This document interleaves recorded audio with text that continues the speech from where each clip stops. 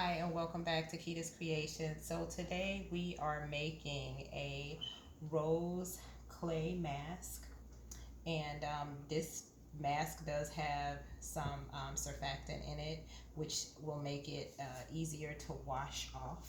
So I just want you guys to see the consistency here.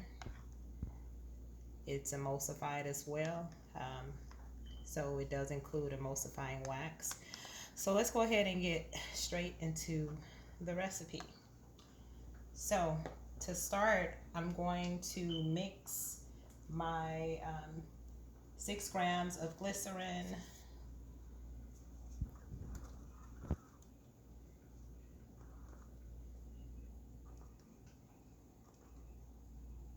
with about 3 grams of xanthan gum. So these are the only two things that I didn't pre-measure out because, you know, for me, I don't do all the editing and stuff yet. So I'm just trying to keep it simple in a nutshell. So give me a second, and really quick, as a matter of fact, hold on a second. So I'm gonna add 3 grams of xanthan to this glycerin. I'm just gonna mix this up. I'm sorry, not 3 grams, 0.3 grams. Let me be clear. So 0.3. And you want to make sure that you don't go over that because you don't want it to be like goopy and gummy.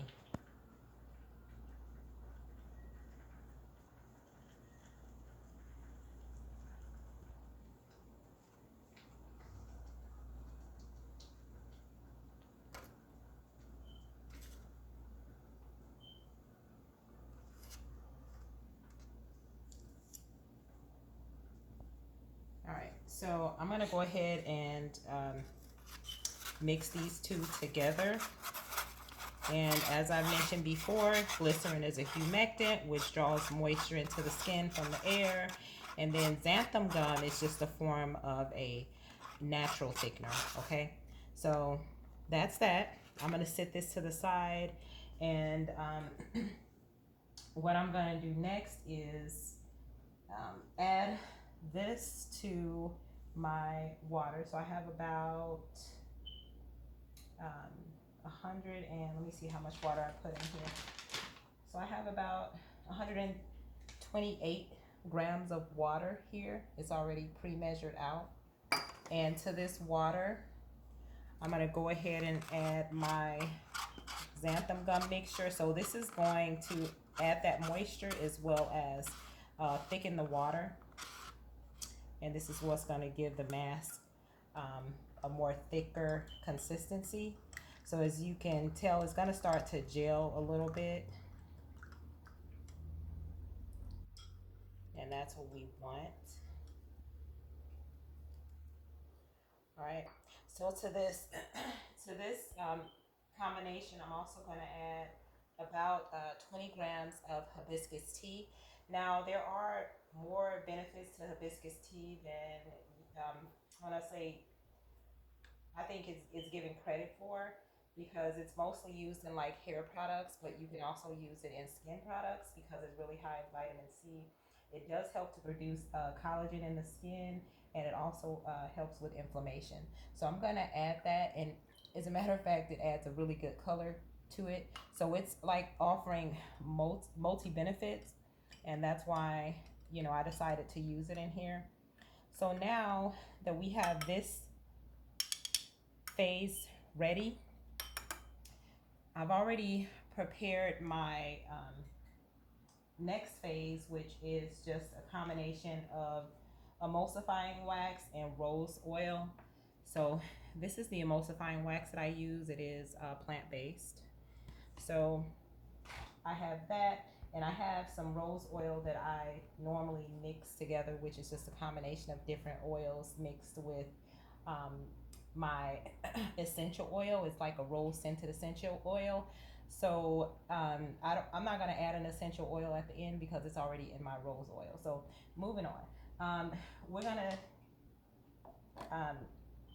heat both of these phases in just a minute. But before we do that, I'm gonna go ahead and add in my clay. So I have some rose clay here, and this is about 25 grams that I'm gonna add to this mixture. It's this thickened water with hibiscus tea. I'm gonna go ahead and add my rose clay into that. And keep in mind, we will have to use our stick blender to really emulsify this in. So no worries if there's clumps in it.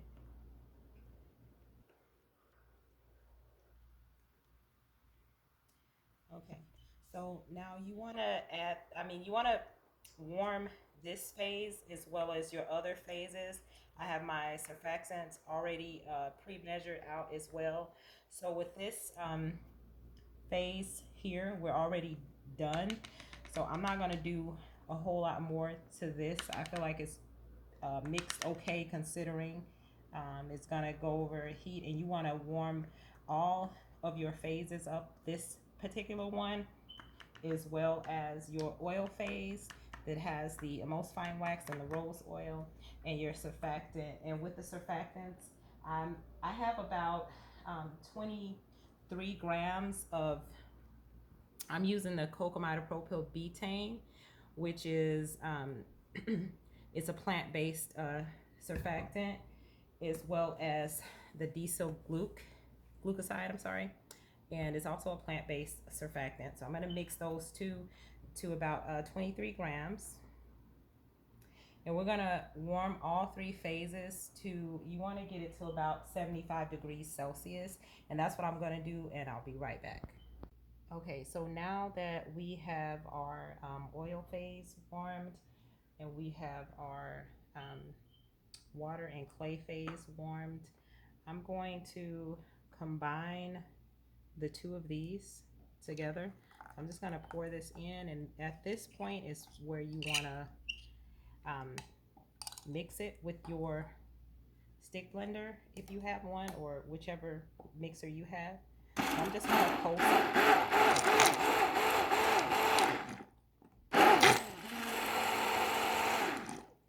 Alright, so you just want to pulse it until it's nice and smooth. And try